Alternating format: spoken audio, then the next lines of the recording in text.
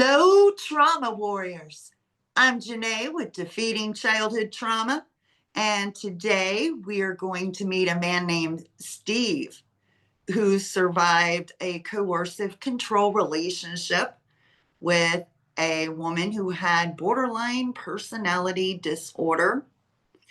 And so, say hello, Steve. Hi, how you doing? So, how long were you in the relationship, marriage? We were together 35 years. She was my prom date, my high school sweetheart, and we courted for 5 years, and then we got married, and we were married 30 years when I finally had to end the relationship, end the marriage, and because of her mental, emotional, and physical abuse, and then she, over the course of 30 years, became a very, very hard addict, addicted to pain pills and Xanax and God only knows what else, because she played a lot of games, couldn't answer a basic yes or no question at all. If you just say, is that yours? Pointing at something on the table, she would just give me reasons why it was there and not just say, yes, that's mine, So, yeah, it was a long, long 30 years, a lot of lies, lot of couldn't keep money around. I was a diesel mechanic and made six figures a year, and we were always broke. She would swindle. She would go get our bills out of the mailbox and then go to the bank and draw that money out according to the amount of those bills, and then tell me the next month, oh, these are past due. You didn't pay them. And then that money was drugs and gambling. And so uh How long was it before the mask slipped? Did she wait until the marriage, or was she you showing know signs of it's not funny you being say as that because we were like pretty close while we were recording, while we were boyfriend and girlfriend and that. But I started noticing a change in her behavior the night we got married. Yeah, we didn't get to go on a honeymoon because all of our money went for the wedding.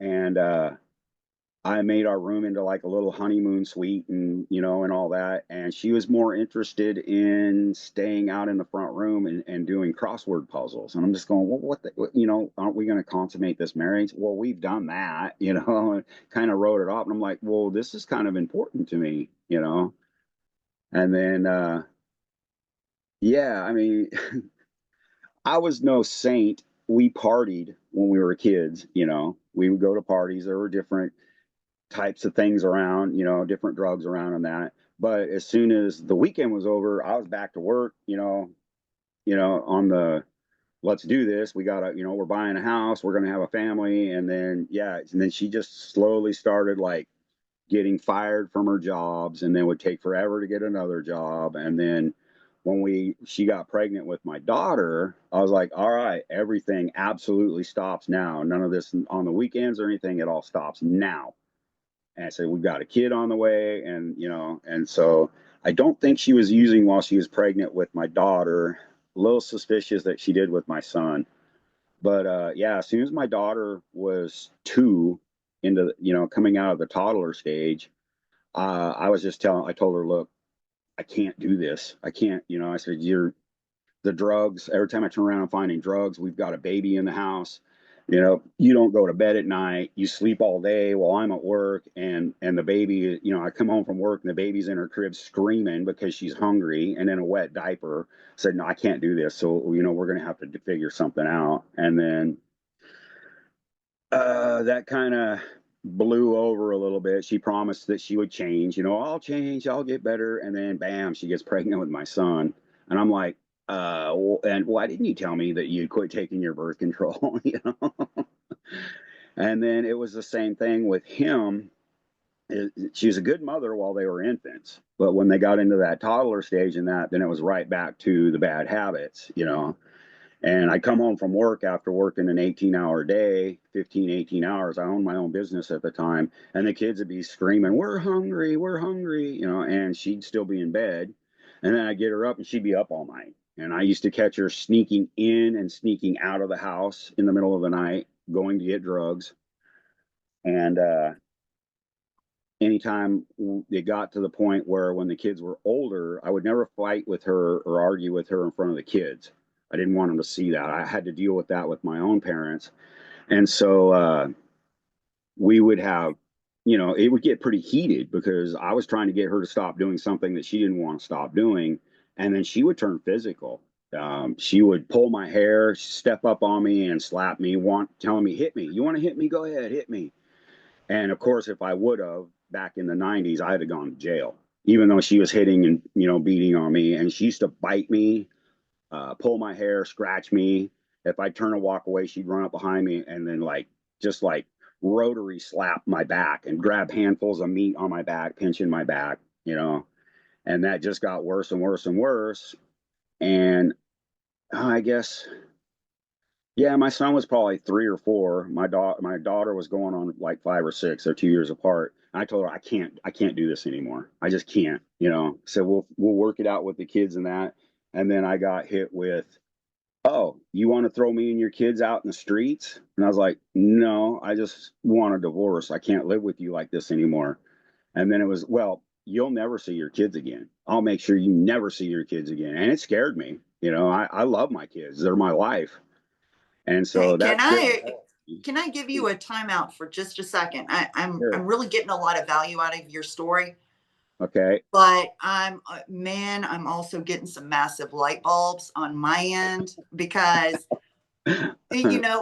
that's something we have in common. Raised by a borderline mother, and what you're describing with your wife. I thought this was strange when you said you didn't see anything until wedding night. I'm telling you right now, my father's side of the family, they all were convinced that my mother was an angel until they got Yeah. married. Yeah. And That's exactly that was the light bulb. Oh my goodness.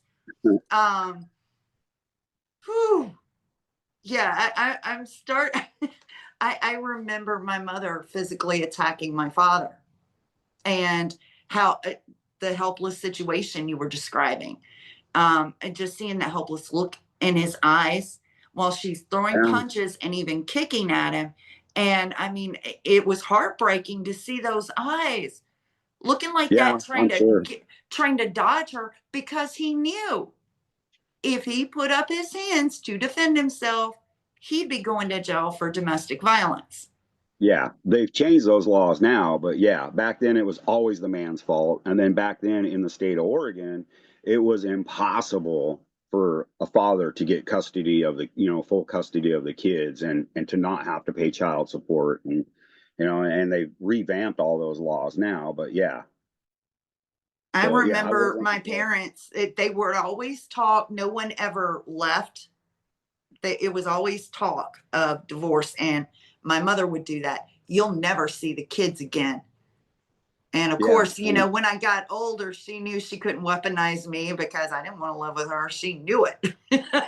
so, so she weaponized my little brother, who actually would want to live with us because I was my brother's favorite person in that house. So, yeah, but I do remember lots of threats when I was growing up, a Yeah. little kid. Yeah. That whole, you'll never see the kids, and that's parental alienation, or at least the threat of it. Right. And my wife had an influence from a friend of hers too that had 3 daughters from 3 different husbands, or well, 3 different men rather. And she collected child support on all 3 of those girls. And so this gal put it in my wife's or ex-wife now head that, well, look, let him divorce you. He'll be paying spousal support and child support, and he won't own nothing, and and you can make sure he doesn't see the kids. And so she ran with that. And it scared me. I was like, oh my God, I couldn't imagine living. I worked my ass off every day for my kids to raise my family. I wanted to be the husband and father that mine wasn't. And so, yeah, and it scared me. I thought I can't live my life without my kids being around. And so I put up with it. I can sit here and think of, well, 5 times that she overdosed, and I would have to. They didn't have Narcan back then, And the only thing I could think of to do is dig in her throat and pull the vomit out of her throat and drag her into a cold shower to snap her out of it. And it was probably about 6 years before I finally left her. My daughter moved home after divorcing her first husband, and my ex-wife was at the top of the stairs crying and calling for me, and I come around the corner and she's covered with vomit. It's in her hair and all down the front of her because she had somehow she didn't lay there and die, because I rarely went up to her bedroom and was wobbling and trying to keep from falling down the stairs. And I got up there and got her into the shower, and then after that I got the bed cleaned up and that, and I went down, and my daughter asked me, she's like, "Dad, how long has mom been like this?" And I'm just sitting there looking at her, trying to find the words. And I'm like, well, pretty much your whole life, since you were probably 3 years old. And she's like, how come we didn't know about this? And I was like, because I hid it from you.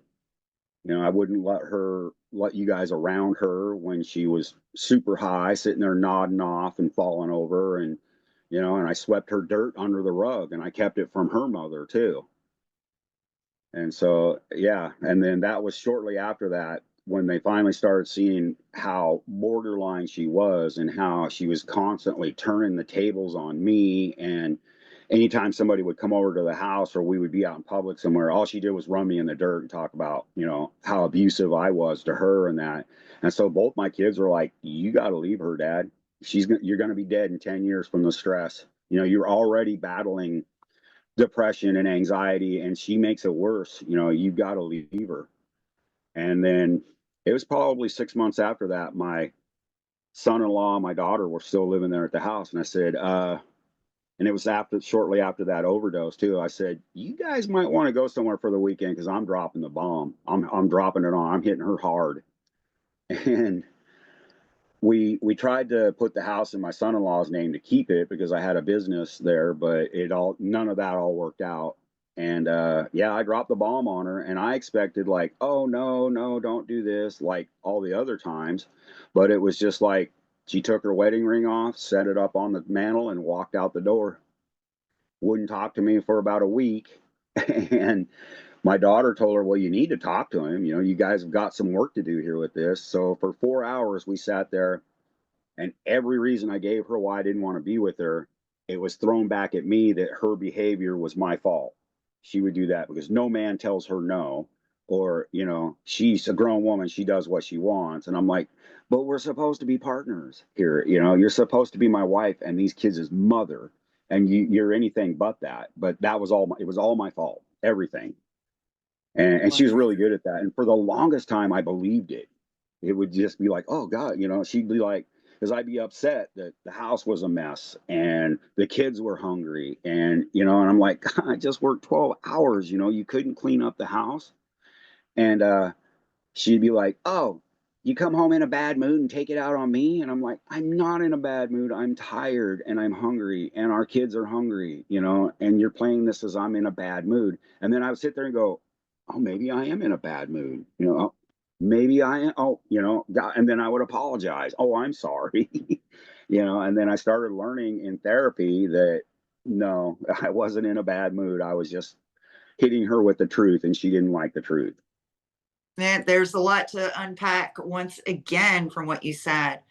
First of all, wow, you were in the trenches with her, and I just want to say what you did as far as hiding so much of what their mother was doing from them. That that's beautiful. You beautiful dad, you. And no Well, thanks. wonder, no wonder your kid said, Dad, she's been this way our whole lives, and you've been hiding it from us. And now that we see it, Dad, you got to get away. It Yeah. shows the kind of father that you were to them. No, thank you. I appreciate that. My psychiatrist at Cedar Hills told me that it's a good thing that I've turned my trauma and my pain into love and light, because if I'd went the other way with it, she goes, with your IQ, if you'd went to the dark side with this, she goes, you'd be diabolical. You'd be a horrible person. You'd hurt people so bad. And I was like, oh, thank God, you know? So I don't want to hurt anybody. So I just want to love people and I want to be loved. That's all there, you know. And she's like, yeah, thank God, because you'd be like a supervillain, you know. And I was, so yeah.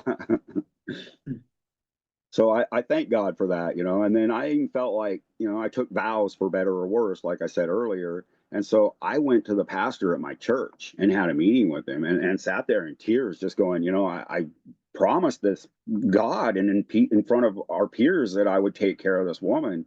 And he's just like, he goes, no, back in the day, if you'd have went to Moses with all of this, he'd have wrote your degree out right there. He goes, he'd have probably carved it into a stone tablet for you.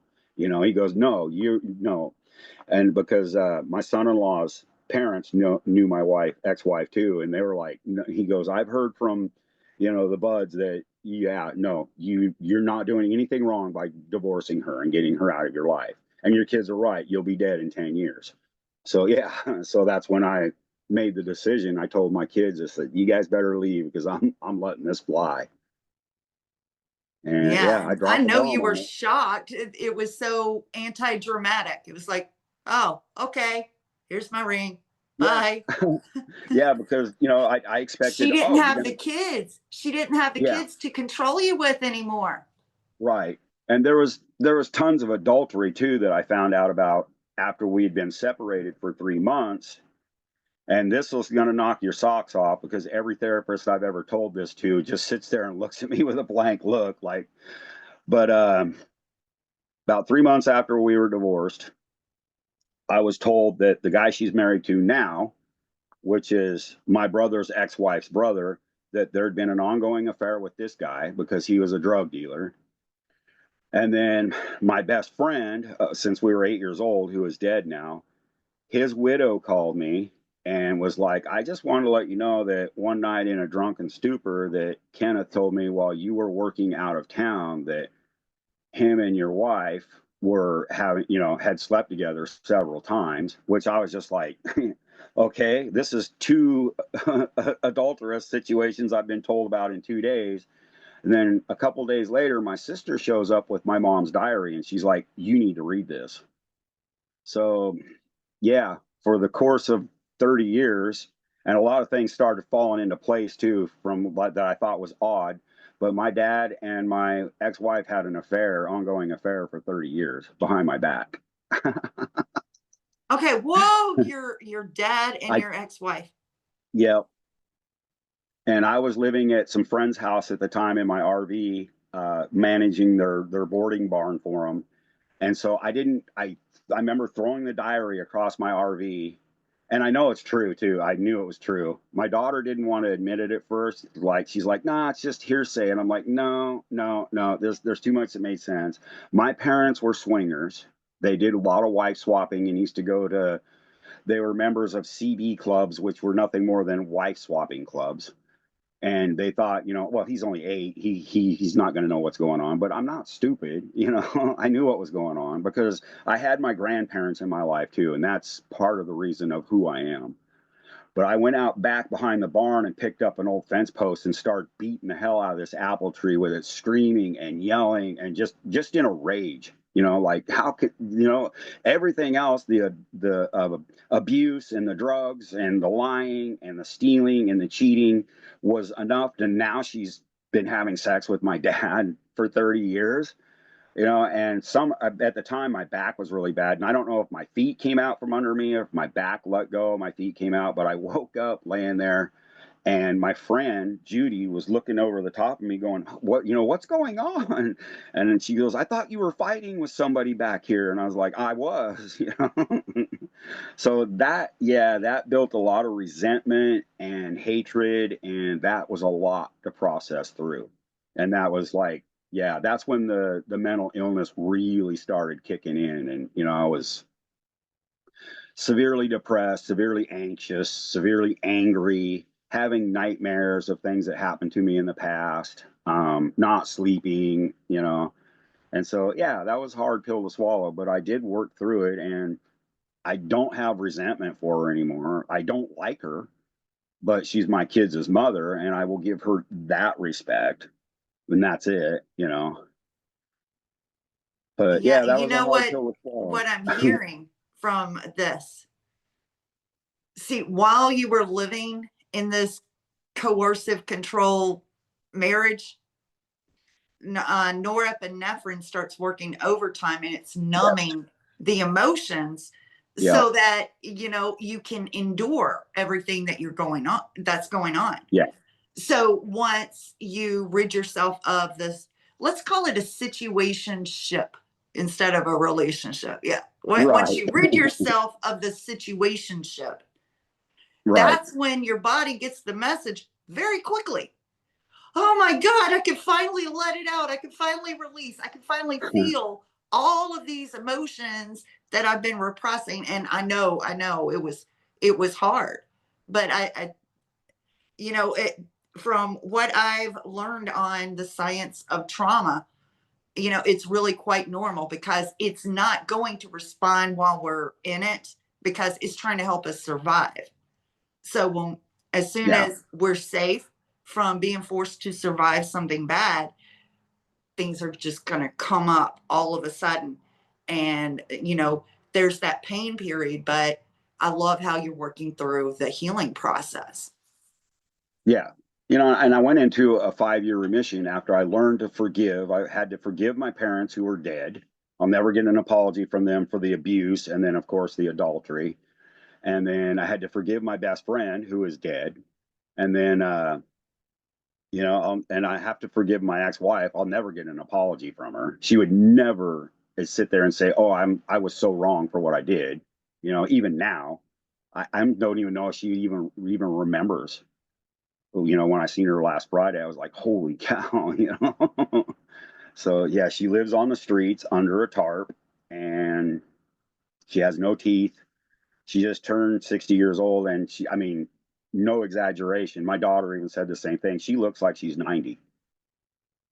So yeah, so I'll never get an apology from her. So I had to forgive her too, because it was that resentment was eating me alive, literally. And so yeah, and it took a lot to work through. I'm going to offer something.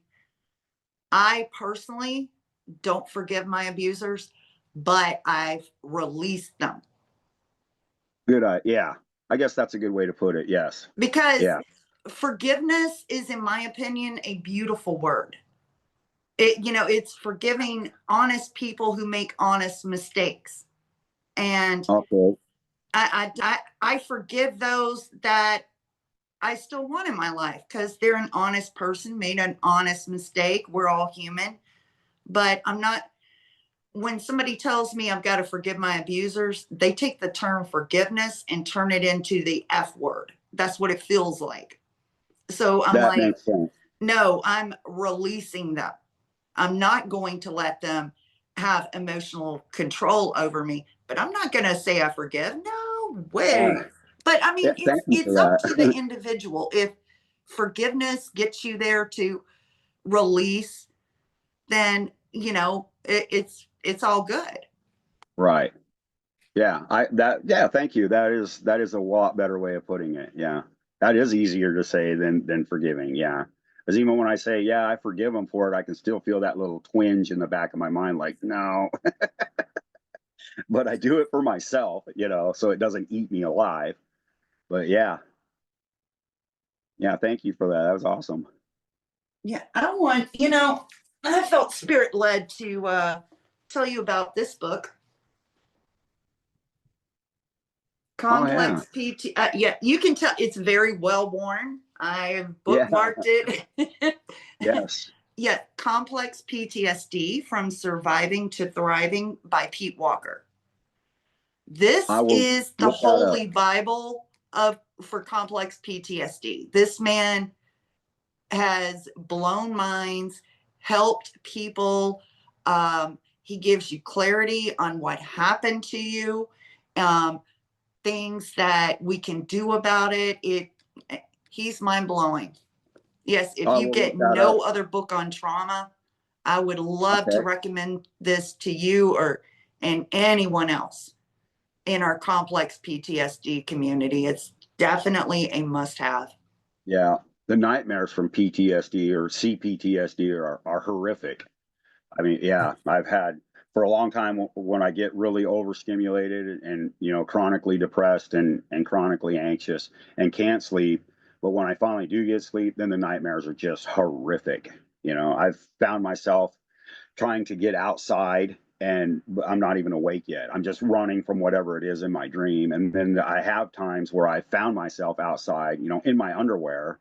And then the air will wake me up and be like, I'm like, oh God, oh, Yeah. but I have to say, out of all that 30 years of hell with her, I do have two beautiful children. And then I have who I call my bonus daughter, which is my daughter's best friend, because she was raised in a similar environment. We are kindred spirits. And so I took her under my wing. And then I've got two beautiful grandchildren from her. And then I've got, you know, beautiful grandchildren from my son and daughter. So, there is some good that have come out of that hell. It played hell on me, but, on the bright side, I've got them as my family, you know. That And is truly beautiful. I mean, it's the light that has come out of the darkness. yes, definitely. And Sunday, when I was talking to my daughter, because she hadn't seen her mother forever, and her sister took her to my daughter's salon, we were talking, and my daughter gave me the most amazing compliment without even realizing she did. In our conversation, she told me, she's like, God, Dad, I thank God that I am so much like you. She goes, I just, after seeing her sit there, she goes, I am so glad that I have your work ethic and the way you love. She goes, I love Rose, her daughter, so much. And she goes, the way you loved us. And she goes, I thank God every day that I am like you. And when I hung up the phone with her, I had to sit down and I wasn't like bawling, but yeah, I was lemonading, tears running down. I'm just like, that was an amazing compliment. You need to hold that affirmation in your heart and repeat it to yourself every day. That is so beautiful. She Thank- because see, one of the problems we have with complex PTSD is all of the parental blaming and scapegoating got stuck in her head, and so that's why we have low confidence and low self-esteem. And so we're not seeing ourselves clearly enough. We're seeing ourselves more towards villainous than anything else. right. And so moments like that, hearing something, such a beautiful pour in from your daughter is Yeah. you're getting a chance to see who you really are through other people's eyes and start working on digesting that as the new information. And that's why Yes, I indeed. think you need to hold that affirmation in your heart and just say it. Just say it every day to yourself. Yep. Yeah. I used to, when I went into this mental illness relapse, I used to have to sit on the edge of my bed every day when I'd wake up and sit there and name all the reasons not to take my own life. And it was always my kids. I don't want to disappoint my kids. And they have stuck with me through 18 years of mental illness. And I know it was bare, it was hard. I would go into manic states and it wasn't anything I wanted. I didn't want this any more than anybody would want cancer, or Crohn's disease or anything like that. I don't want to have mental illness at all. And that's why I fight so hard with being treated and doing the TMS. And, that's an uncomfortable experience, but I'm 100 times better for it. You know, I was so depressed, because of another situation that pulled me out of a 5-year relapse. And that was how we met. You were talking Yes. about TMS, and I wanted you to educate me. All right. So here's first, I want you to tell about what they said about the left side of your brain and how it Oh, was yeah. impacted by trauma, and then Yes. get into TMS, please. Okay. I learned the first time I seen a psychiatrist, it was like 10, 12 years ago, I was severely depressed from divorcing her, losing my house, my body, my spine collapsed, my feet were bad. I couldn't work, was trying to get on disability. So I was severely depressed, and I had 4 attempts on my own life. So I seen a psychiatrist because my kids pushed me into it. He sent me down for brain scans and MRIs. And what happens, my understanding is what happens when somebody has suffered through abuse the way I have from my childhood up through my 30-year marriage, and that as a defense mechanism, the left side of our brain, which is our analytical side, it shuts down. It just goes dormant. And then what causes the suicidal ideology is, I can't remember all the names, but there's a certain name part for the brain, the part of the brain that gives us our will to live, that makes us afraid of dying. That goes dormant too. So that causes suicide. And then I also found out that the left side of my brain, like the way the psychiatrist explained it to me, you know how when you're baking a cake and your mom says, don't jump, the cake will fall. And so, and you've seen the cake fall in. Well, the left side of my brain is kind of fell in on itself like that because of a lifetime of my brain, my body, and my nervous system being flooded with cortisol, the stress hormone. So when that your left side of your brain shuts down like that, that causes the depression. And then the other part that shuts down, that causes the suicidal thoughts and ideology. And then the way it collapsed in on itself is what's causing the CPTSD nightmares and, the self-doubt and all that.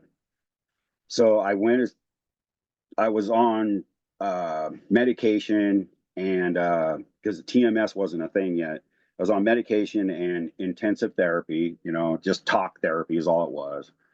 And then I had a situation that uh, with another lady I met, but she put me into a serious relapse. And again, the left side of my brain completely shut down. And so my therapist that I was seeing suggested that I be admitted to Cedar Hills Psychiatric Hospital in Portland because I didn't want to live. I told her I'm not going to take my own life because I don't want to disappoint my children, but I can't feel like this. I do not want to live. The depression was so bad. And one night, having a really bad night, and a manic episode, I Googled, is there a cure for mental illness? And I found what's called Greenbrook Neurological Clinic. And they have 2 treatments for depression. And one treatment is called Spravato, which is ketamine that they spray into your nose. And then the other treatment, which is less invasive, is called TMS, which is Transcranial Magnetic Stimulation. And the machine they use is like, they did some brain imaging again on me. And the psychiatrist there at Greenbrook was just like, oh, Steve, she goes, you are a sick man. She goes, no wonder you feel the way you do. No wonder you can't stop crying. No wonder you don't want to live. She goes, the left side of your brain is completely black. It's not even hardly working. So I went in, I had to fight and fight and fight for my insurance for Medicare to pay for it. And then finally, the gal there, the insurance coordinator, got a hold of my caseworker and called her all day long one day after weeks of sending over these approvals and being denied, and that called her and told her, my caseworker, this man is very sick, and if he takes his own life, I'm going to kick your ass for it. And then my caseworker, oh yeah, I sent her flowers. She's great. And my caseworker was like, oh, okay. They kind of went back and forth a little bit. And this gal, Danielle's like, no, you don't get it. She goes, our psychiatrist there in Portland, I said, she goes, I have a very good rapport with this woman. And this woman said, this man is sick. This man calls me every day crying, wanting his treatments. And she goes, and you're going to approve these treatments. And she approved them while she was on the phone with her. And then, yeah, I went in, and for my first, because I did an evaluation there too with this psychiatrist, and she's just like, oh Lord, we got to get you some imaging and all that. But they put this beanie on your head that's got a bunch of different lines and stuff on it. And then the thing they use is on a boom that moves hydraulically with remotes. It's a huge magnet, and it says it's like, doesn't look like a magnet. It's all encased in plastic, and it says Neurostar on it, and that the company that makes it. And I had to put my hand on this fulcrum, my right hand, and they would move this magnet on my head with the controls, and they would fire a pulse into my head. And what they were looking for is my fingers to jump on my right hand, because our left brain controls the right side of our body, right brain controls the left side. And so they finally got it to where my fingers were jumping. Then they set the machine up, and it pulses for 10 seconds every 15 seconds. And it pulses 400 megahertz of electromagnetic electricity into the brain, through the skull, into the brain.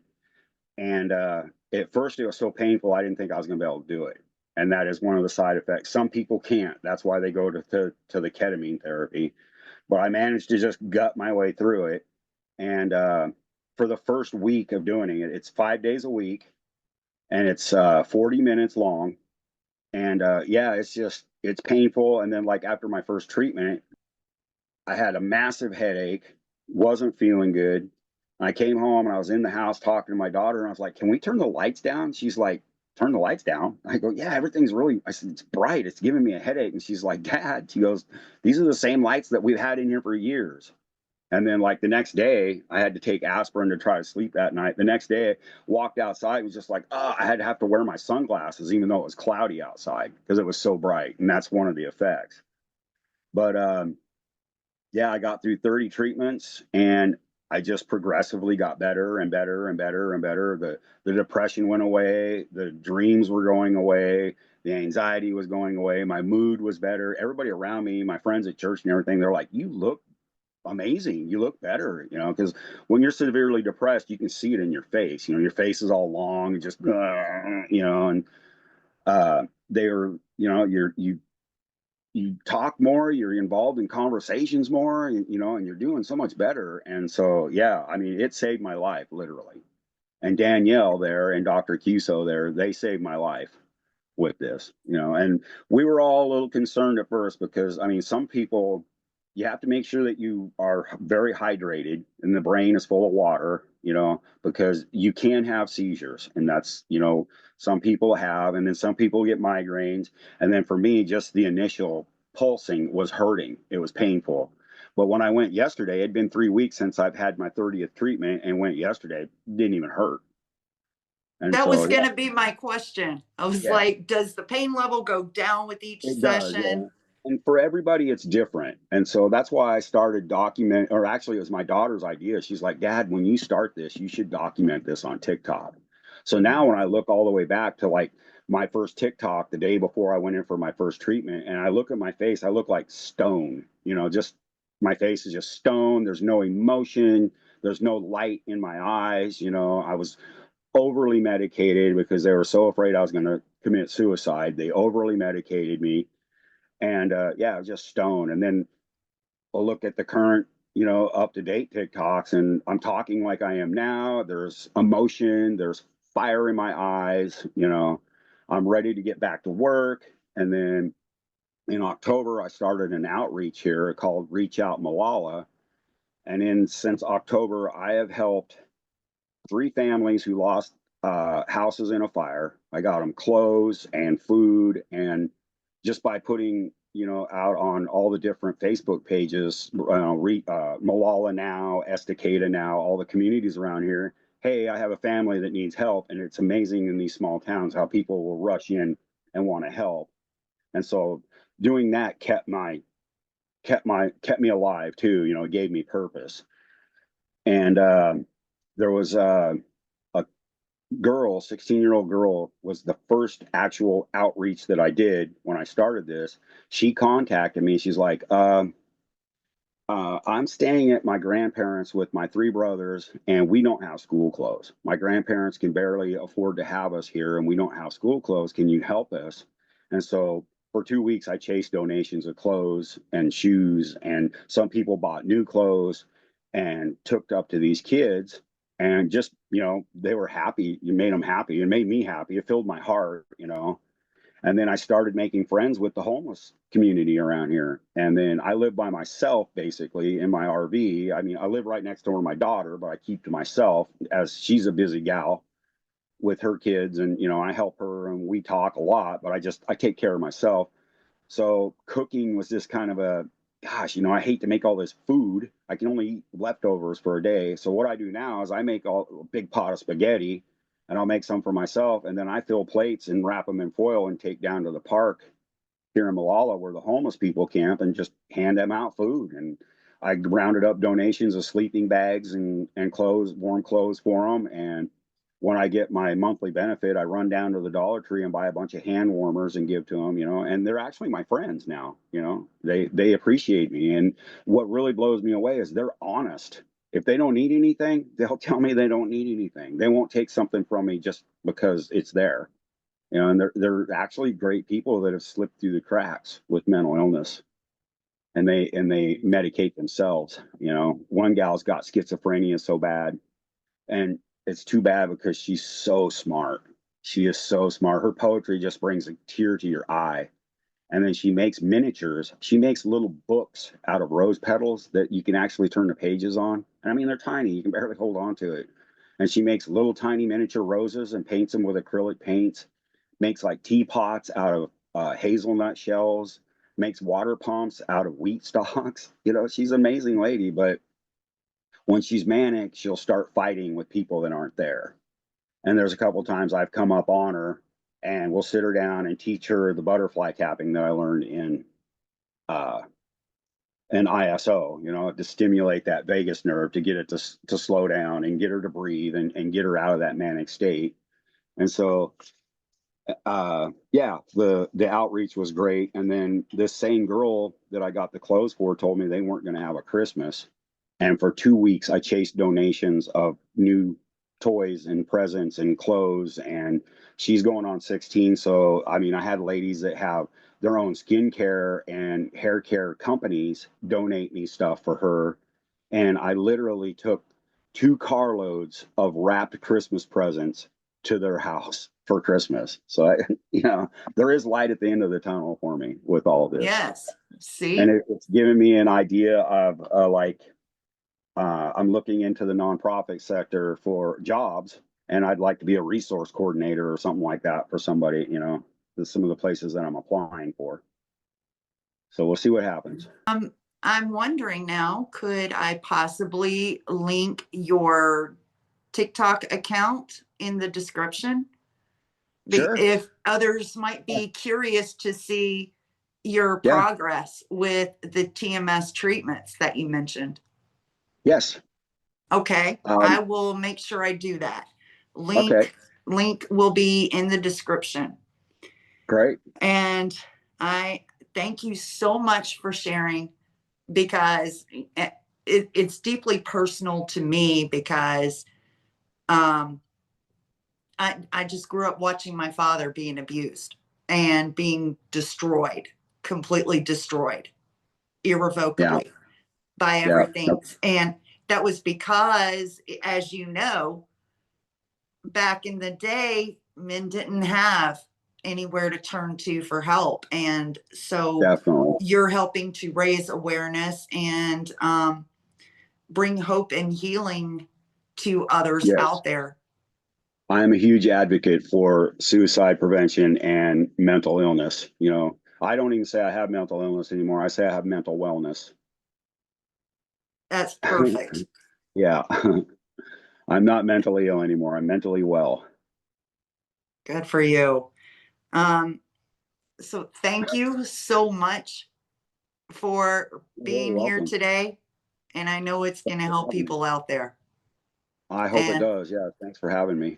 yeah, and I always end my videos this way: forged in trauma, rising Yeah. as warriors. Yes.